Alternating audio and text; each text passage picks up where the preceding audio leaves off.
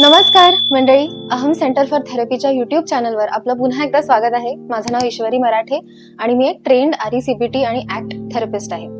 तर आजचा आपला जो व्हिडिओ आहे तो मी खूप वाट पाहत होते तो व्हिडिओ फिल्म करण्याची, कारण आज मी जे सगळं शेअर करणार आहे ते मी आधी स्वतःवर वापरून पाहून जेव्हा मला त्याचा गुण जाणवला तेव्हा मी ठरवलं की आपण ह्याच्यावर व्हिडिओ करायचा.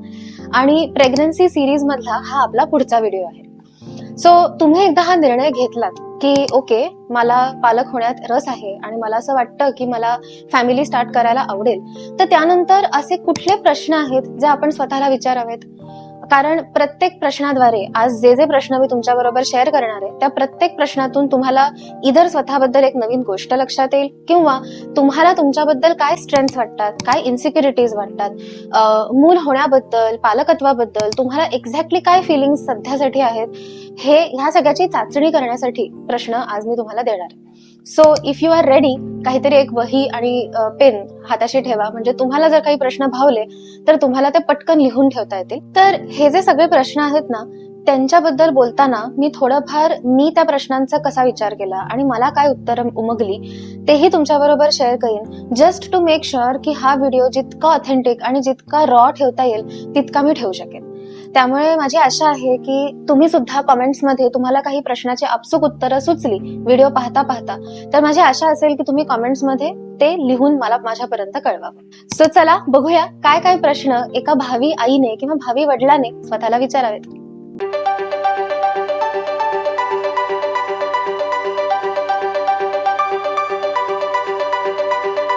तर ह्या व्हिडिओतले सगळ्यात पहिले आणि सगळ्यात महत्वाचे प्रश्न, प्रेग्नंट होण्याबद्दल किंवा पालक होण्याबद्दल जेव्हा मी इमिजिएटली विचार करते तेव्हा सगळ्यात पहिले विचार माझ्या मनात काय येतात, सगळ्यात ऑटोमॅटिक विचार किंवा भावना कोणत्या असतात, आणि दुसरा की हे विचार या भावना ह्या किती माझ्या आहेत आणि किती मी आजूबाजूच्या लोकांकडून पिकअप केलेल्या आहेत. मे बी माझे आई वडील, मे बी मित्रमैत्रिणी, मे बी ऑनलाईन मला जे दिसतं याकडनं किती ऍटिट्यूड किंवा अप्रोचेस मी घेतलेले आहेत. म्हणजे मला हे खूप प्रामुख्याने आठवत आहे की मी जेव्हा शाळेत होते किंवा कॉलेजमध्ये कळत्या वयात येत असताना I always wanted to be a parent.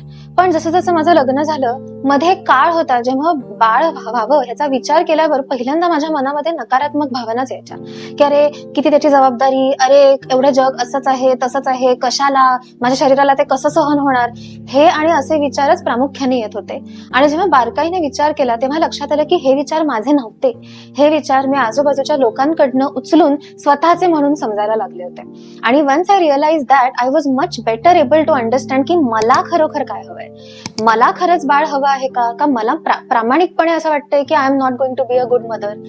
So always make sure की जेही विचार तुमच्या मनात इमिजिएटली येत आहेत त्यातले किती तुमचे आहेत आणि किती बाकीच्यांचे आहेत. इथून पुढचे जे आपले प्रश्न आहेत ना, ती एक करण अर्जुन सारखी जोडी आहे प्रश्नांची. ओके, कारण दोन्ही प्रश्न इक्वली महत्वाचे आहेत for us to figure out की आपल्याला नक्की त्याबद्दल काय वाटतंय. सो पहिलं की प्रेग्नन्सी आणि पालकत्व ह्या बद्दल मला सगळ्यात जास्त भीती कशा बाबतीत वाटते, आणि त्याच्या जोडीने दुसरा प्रश्न की मला सगळ्यात जास्त एक्साइटमेंट कशाबद्दल वाटते. सो मला हे खूप प्रामुख्याने आठवत आहे की जेव्हा मी प्रेग्नन्सी टेस्ट घेतली आणि त्याच्यावरची लाईन जेव्हा पॉझिटिव्ह आली आणि जेव्हा मला कळलं की okay this is really happening, त्यावेळेला माझ्या मनात पहिला हा प्रश्न होता की अरे आपल्याला ह्याच्याबद्दल कसं वाटतंय नक्की. सो आनंद डेफिनेटली वाटतोय, थोडीशी भीती डेफिनेटली वाटतेय, पण एक्झॅक्टली कशा बाबतीत. सो थोडासा विचारांती असं लक्षात आलं की what was caring me about the process was letting go of control, कारण दॅट इज समथिंग जे माझा खूप स्थायी भाव आहे. मला प्रत्येक गोष्टीमध्ये प्लॅन केल्याशिवाय, ती गोष्ट एक विशिष्ट पद्धतीत आखल्याशिवाय मला कॉन्फिडन्स वाटत नाही.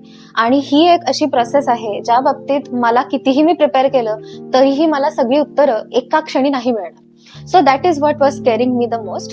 And what was exciting me about it was the chance that I was given to bring a new person in this world आणि to see की माझा देह किती सबल आहे आणि किती सक्षम आहे हे इतकं मोठं कार्य करण्यासाठी. So that was something that I was really excited about.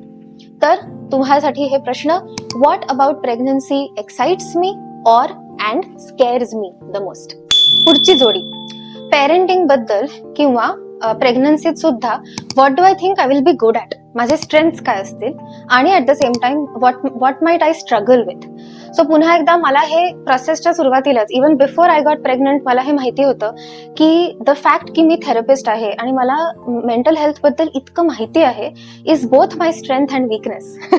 कारण ऍट वन हँड मी ते सगळे प्रिन्सिपल स्वतःवर अवलंबायचे प्रयत्न करू शकते, पण on the other hand what can happen is की त्या प्रोसेसमध्ये मी जर चुका केल्या तर I might be really hard on my self. कारण मी असं कदाचित म्हणेन की अरे, मला इतकं सगळं माहिती असताना सुद्धा ही चूक माझ्या हातून कशी घडली. So very right off the bat मला हे लक्षात आलं की something that I will struggle with is letting go of the perfect pregnancy, letting go of the perfect parenting. की मला हे सगळं माहिती असलं पाहिजे म्हणून मी परफेक्ट असायलाच हवं, हा अट्टाहास माझा सगळ्यात मोठा एनिमी असणार आहे, हे मला लक्षात आलं. आणि दुसऱ्या बाजूला जे माझे स्ट्रेंथ्स होते तेही मी मेंटल हेल्थ प्रोफेशनल आहे इथूनच येत होते, की स्वतःचे विचार भावना पडताळण्याची जी क्षमता मी माझ्या पेशंट्स कडून शिकते आणि माझ्या ट्रेनिंगमुळे सुद्धा मी जे शिकलेले आहे ते स्वतःबद्दल स्वतःच्या बाबतीत वापरण्याची जी मला स्किल आहे, that was my biggest strength.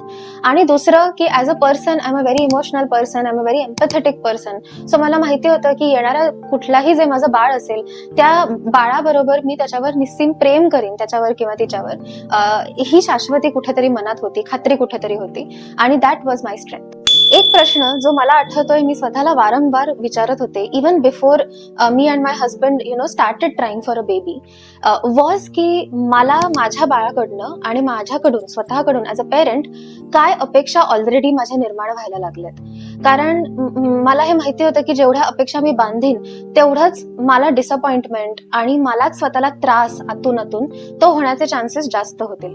आणि परत तेच की आपल्या प्रत्येकाचेच काही सेट एक्सपेक्टेशन्स असतात. उदाहरणार्थ प्रेग्नन्सी बद्दल माझे एक्सपेक्टेशन्स होते की मला हवं तसं वर्कआउट करता आला पाहिजे, मला माझं रुटीन फार इनिशियली तरी बदलता लागता कामा नाहीये, मला काम करता आलं पाहिजे, everything that makes me feel good ते मला करता आलं पाहिजे. हे एक पहिली एक्सपेक्टेशन होती.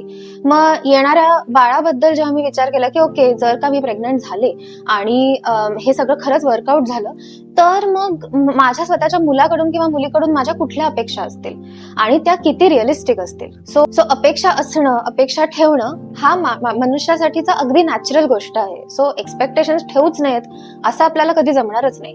मात्र त्यातल्या कोणत्या एक्सपेक्टेशन रिअलिस्टिक आहेत, कोणत्या अनरिअलिस्टिक आहेत, कोणत्या एक्सपेक्टेशन मलाच त्या प्रोसेसचा आनंद घेण्याच्या मध्ये अडथळा निर्माण करणार आहेत वर्सेस कोणत्या एक्सपेक्टेशन्स मला त्या प्रोसेसमधून माइंडफुली जाण्यासाठी मदत करणार आहेत, हे ताऊन सुलाखून प्रत्येकाने पाहायला हवं. So my next question for you is what kind of expectations am I keeping from myself or from my child before getting into this process, आणि त्यातल्या किती रिअलिस्टिक आहेत आणि किती अनरिअलिस्टिक आहेत. कदाचित माझ्यासाठी सगळ्यात कठीण जो प्रश्न होता ज्या उत्तर देणं वॉज दिस की how do I relate with the grief of losing my previous identity and building a new one. कारण आई होणं किंवा आम्ही आता दोघांचे 3 होणं हे जे आपण टिपिकल म्हणतो ना, त्यामध्ये जरी कितीही आनंद असला, कितीही प्रेम असलं, कितीही एक्साइटमेंट असली तरी त्याच नाण्याची दुसरी बाजू आहे the grief of letting the parts of yourself go, जे तुम्हाला माहितीये की आता once you become a parent ते इतकं सहज तुम्हाला करता येणार नाही. म्हणजे अगदी साधं उदाहरण द्यायचं झालं तर परवा दिवशी मी आणि माझा नवरा रात्री सगळं काम आवरून अतिशय छान गप्पा मारत बसलो होतो, मस्त पाय पसरून आमच्या दोघांचं काहीतरी चाललं होतं. आणि माझ्या अचानक मनात हा विचार येऊन गेला की अरे, आता पुढच्या वर्षी एकदा बाळ जन्माला आलं की हा जो एकांत आम्हाला मिळतो तो कदाचित अनेक महिने परत मिळणार नाहीच मिळणार असं अजिबात नाही, पण काही महिन्यांपुरतं आम्हाला ते लेट गो करावं लागेल. सो ह्याच्यासाठीचा जो ग्रीफ आहे तो अतिशय नॅचरल आहे, नॉर्मल आहे. आणि द क्वेश्चन वॉज की मग मी ह्या ग्रीफला कसं हँडल करेन, मी या ग्रीफला स्वतःवर हावी होऊन देईन का हे पूर्ण प्रोसेसचा एक भाग आहे असा मी त्याचा स्वीकार करू शकते. हा जो पुढचा प्रश्न आहे तो माझा पर्सनली ह्या यादीतला सगळ्यात फेवरेट प्रश्न आहे. ओके, द क्वेश्चन इज की पालक होण्याने माझ्याबद्दल किंवा माझ्या हृदयातली, माझ्या जीवामधली अशी कुठली गोष्ट अनलॉक होईल जी मला आधी माहीतच नव्हती. What might I be newly aware of through this experience, आणि can I let myself change that way. कारण मला असं वाटतं की pregnancy, parenthood is all about rolling with the change आणि letting yourself change in unexpected ways. ज्या गोष्टींमध्ये तुम्हाला असं वाटेल की हे मी कधीच करू शकणार नाही किंवा हे मला कधीच आवडणार नाही, ते अचानक एक नवीन पर्स्पेक्टिव्ह त्याला मिळतो आणि स्वतःमधलीच अतिशय खोल दडलेली एक कला आपल्याला लक्षात येते. आणि त्याचा जेव्हा मी विचार करायला लागले तेव्हा या पूर्ण प्रोसेसबद्दल कॉन्फिडन्स आणि आशा सगळ्यात माझी वाढली. आणि त्याच्या समोर जे काही भीती होती, जे काही कन्सर्न्स होते, ते हळूहळू लहान, असं नाही म्हणणार मी की नगण्य वाटायला लागले, पण असं कुठेतरी वाटायला लागले की हे मी हँडल करू शकेन. I will be able to do this. आणि that confidence is what every parent who is either just starting to try to get pregnant or is pregnant or has just delivered, no matter what stage you may be in, ही आशा आणि हा confidence प्रत्येक पालकाला अतिशय महत्वाचा ठरतो. सगळ्यात व्हिडिओतले सगळ्यात जे शेवटचे 2 प्रश्न आहेत ते पण अतिशय महत्वाचेच आहेत. सो पहिलं म्हणजे माझं इमोशनल रेग्युलेशन कितपत चांगलं आहे. जेव्हा जेव्हा मला निगेटिव्ह भावना मला जाणवतात, जेव्हा नैराश्य वाटत असेल किंवा चिंता वाटत असेल, राग येत असेल, तर त्यावेळेला मी ते स्वतः कसं हँडल करते. कारण all of these emotions may come up जेव्हा मी प्रेग्नंट असेल किंवा जस्ट डिलिव्हरी नंतर असेल किंवा पूर्ण त्या पेरेंटिंगच्या जर्नीमध्ये अनेकदा तुमचं मूल तुम्हाला ट्रिगर करण्याचे चान्सेस असतात. तर त्यावेळेला जर तुमचेच इमोशनल कोपिंग मेकॅनिझम जर वीक असले, तुमच्याकडे ती स्टेबिलिटीच नसली टू हँडल दोज इमोशन्स, तर मग हे पुन्हा एकदा it becomes a very dangerous thing to go through. आणि जर ह्या प्रश्नाचं उत्तर तुम्हाला नाही असं आलं की नाही, आता मला नाही वाटत आहे की ते स्ट्रॉंग आहे, तर ह्याचा हा अर्थ होत नाही की तुम्ही डायरेक्टली तो निर्णय रद्द करावा. जर तुम्हाला खरंच इच्छा असेल पालक बनण्याची तर तो रद्द करावा असा त्याचा अर्थ होत नाही. पण इट डेफिनेटली मीन्स की तुम्ही त्याच्या पूर्वतयारीसाठी, जसं आपण शरीराची पूर्वतयारी करतो प्रेग्नन्सीत जाण्या अगोदर, तसं मानसिक तयारी करणं म्हणजे काय की तुम्ही कदाचित थेरपीला जाऊ शकता. तुम्ही फिगर आउट करू शकता की ओके, हे इमोशन्स मी कसे डील करू. तुम्ही तुमच्या जवळच्या लोकांबरोबर संवाद साधू शकता, ज्या ज्या लोकांनी ह्या प्रवासातून जे गेलेले आहेत आणि जे तुमच्या दृष्टीने these are very wise people who may really help you. तुम्ही त्यांच्याशी एक ब्रीफ कॉन्व्हर्सेशन घडवून आणू शकता. आणि सरते शेवटी तुम्ही स्वतःच एक परीक्षण करू शकता की ओके, आता जर का मला ह्या सिच्युएशन मध्ये वेगळ्या पद्धतीत रिॲक्ट करायचं असेल तर मी ते कसं करेन. आणि याच जोडीतला आपला दुसरा प्रश्न म्हणजे माझं आणि माझ्या नवऱ्याचं किंवा माझं आणि माझ्या बायकोचं नातं तितकं घट्ट आहे का की ते ह्या पूर्ण प्रोसेस मधून जाऊन सुद्धा at the end of it चांगल्या टर्म्सवर बाहेर पडू शकेल. म्हणजे जे मी 1-2 व्हिडिओच्या आधीच म्हटलं होतं की जर का नवरा बायकोचं फाउंडेशन मुळात स्ट्रॉंग असेल तरच त्यांनी हा निर्णय घ्यावा, नवीन बाळाला आपण जन्म देऊया.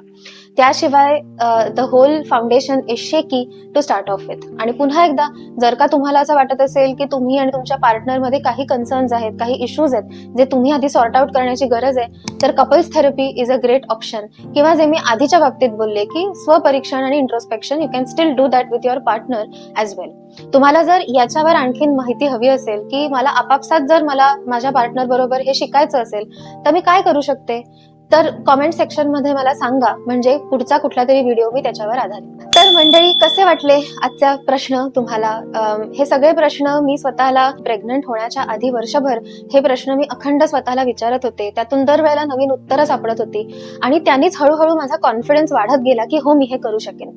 आणि मी हे करताना काय अडथळे येऊ शकतात, कुठे मला ठेचकाळायला होऊ शकतं, ते मी आधी अँटिसिपेट करायला शिकल्यामुळे I can say that the journey so far has been really smooth and very stable. So I hope की ह्या प्रश्नांचा तुम्हाला उपयोग होईल. आणि तुम्ही आणखीन प्रश्न जर तुम्हाला ह्यात स्वतःचे ऍड करायचे असतील तर प्लीज गो फॉर इट आणि कॉमेंट्समध्ये मला सुद्धा सांगा.